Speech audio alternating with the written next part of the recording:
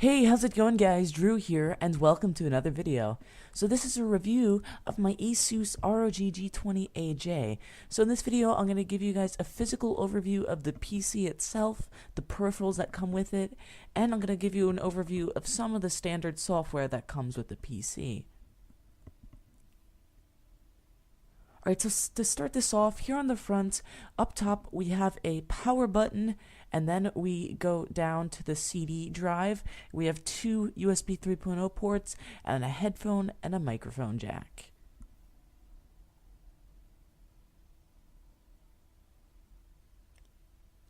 Alright, so on the back here, we have a ton of different ports. We have a bunch of USB ports, we have an Ethernet port, we have a bunch of audio ports also, including audio in and out. We also have a microphone jack and such. We also have what I believe is called a Kensington lock port. We have an HDMI port. We have the power port, of course, and then we have the actual graphics card with the different display output types and an HDMI port.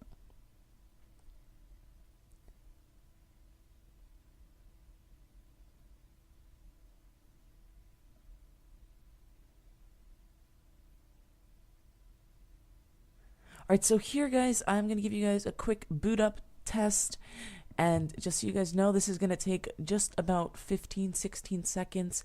It's actually a very quick boot up PC, including the fact that it only has a terabyte hard drive, which is not an SSD, and I just think it's absolutely awesome how fast the boot up is compared to something like an SSD, which isn't that much faster.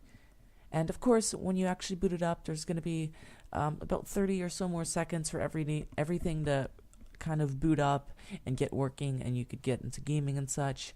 But now let me go over the peripherals. So here I have the standard keyboard and mouse. There's not too much special stuff going on here, but I really do like the keyboard. I don't actually use the mouse because I have a Razer type hand, which is definitely a step up.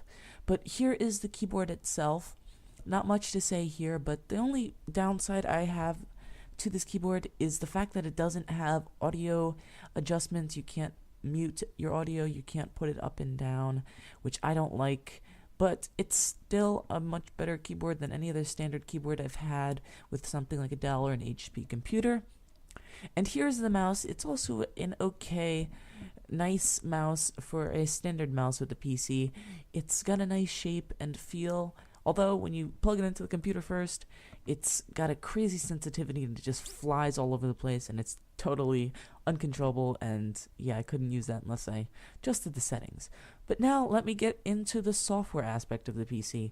So here is the Asus Command software. This is a standard software that comes with the PC where you could adjust your power, your family safety, your charging from the USB ports. Here is the update tab where you could see all sorts of updates.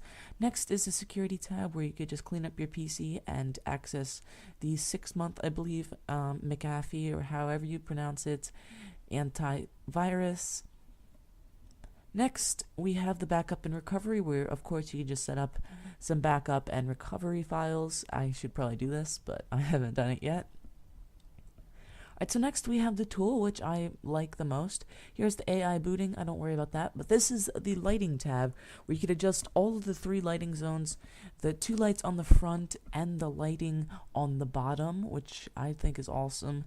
And you could also sync these so they are all the same color, or you could have 3 different colors, and there's just tons of different colors to choose from. As you can tell, supposedly it's 8 million different colors, but yeah, you can't really tell the difference between them that well. And here is one awesome feature of the PC, the audio wizard, where you could choose different audio settings. And if you have good speakers like I do, I must say that the sound card in this PC is just absolutely awesome, and it's great for gaming and such. I believe it's a 5.1 channel surround sound. And here is the Asus, I believe it's pronounced, software where you could monitor all of your CPU's temperature and your fan speeds and the performance of your computer and a bunch of different stuff that I haven't even checked out yet. But I don't think you can actually edit anything from here. I think you have to go into the BIOS to do that. But here's a bunch of information about my computer, the i5-4460 and such. And over on the bottom right, you could see the fan speeds and the CPU And over here, we have CPU usage, memory, and the internet. I don't know what's up with the internet. It never really does anything. But next, here is the standard video editor that comes with the PC. It is called the Cyberlink Power Director 10, I believe, or something like that. It's a nice, full-feature, free video editing software, and I think it's actually pretty good for a free video editor, but I actually use Windows Movie Maker because I just find it to be a little bit easier. And next, I'm going to bring you guys over to the photo editor. It's a very simple editor. I don't actually use it because it just doesn't have enough features for me. I use GIMP, but, and actually right here, as you can tell, to click edit, you actually have to buy a newer version of the software, so not too helpful. But here, you could just change colors and such. I think you could crop the image, and of course, you could print it out. And really, that's all I have for you guys. I tried to make this a quick little review. If you guys do want to see performance of this PC, you're going to have to check out my other benchmarks.